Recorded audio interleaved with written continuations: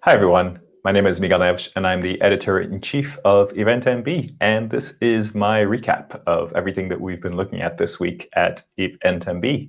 I'm also going to talk a little bit about things that are coming up soon, so hopefully you'll find those interesting. Let me know in the comments what you like, what you don't like, and what you think we're missing or not covering. Please let us know. We're always interested to find out. Everything that I mention is listed below, so just click on there if you're interested in having a look at any of the things that I am going to mention. So the first thing I wanted to mention for you is the webinar that we have coming up on next week on the 13th of May. It's a webinar in partnership with EventMB's, and it's called The Secret to Successful Attendee Retention, Year-Round Engagement, a topic that's very hot right now all around the industry. How do we really succeed in this idea of year-round engagement with the communities that we're doing events for, not only during the events, but between the events, after the events, before the events? It's important to really succeed in that engagement. So that is the real main focus of this topic. Wanted to cover a little bit about the things that we've been looking at this week as well, not just the events coming up and the webinar that I just mentioned. One of the things we looked at this week was the idea of how to improve lead generation.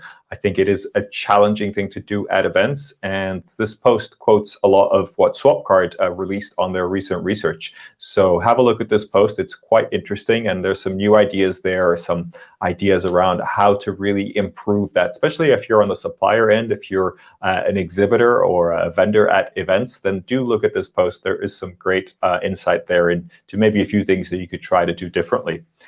We also looked at artificial intelligence, what it really is, and does it really make sense for events, and does it matter for events? Jim Sharp from Eventtree contributed to this piece, and so did Simon Clayton from RevTech. They both shared some insight about what artificial intelligence really is, and I think we do see a lot of marketing out there where it mentions artificial intelligence, but maybe what we're talking about in the products is not artificial intelligence. But also in this article, we talked about if that really matters. I mean, it is maybe a little bit misleading, but there are a number of technologies that work do some pretty amazing things that aren't, strictly speaking, artificial intelligence.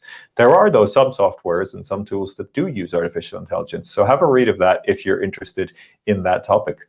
We also talked about how to make money on virtual events without charging ticket fees. And in this post, we're really taking some learnings from e-gaming and a lot of the ideas that live streamers and e-gamers have really put into practice over the years. And we wonder if events could really learn from that and really apply those things to different types of events.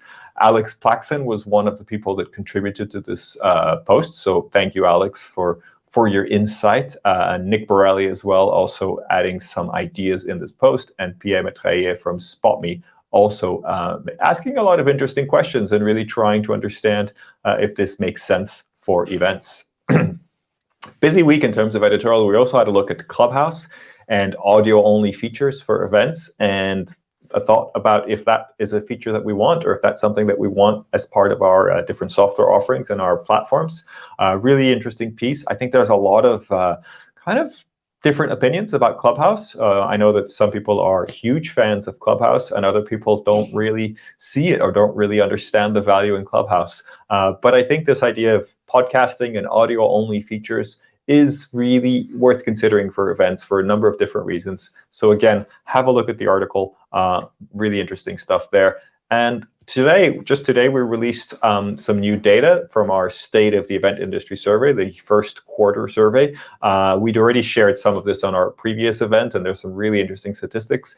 But if you have a look at our website, you have a full display of charts, essentially a document that you could download with lots of really interesting charts where you can really take a kind of snapshot of what the industry looks like in Q1. And we're already working on our Q2 survey. So if you have a moment, please do answer that. I think that's really, we're always grateful if you answer the surveys and help us really release this information, which we always make available for free on our website.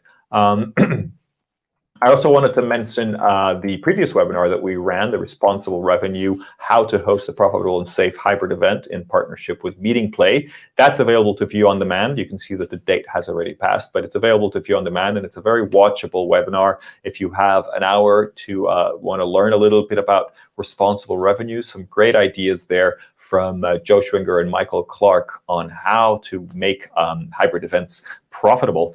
And last but definitely not least, just wanted to mention again the Event App Bible, which was released a few weeks ago now. But the latest version of the Event App Bible has 86 different apps. We looked at 13 different areas and insight from some great industry leaders on event apps.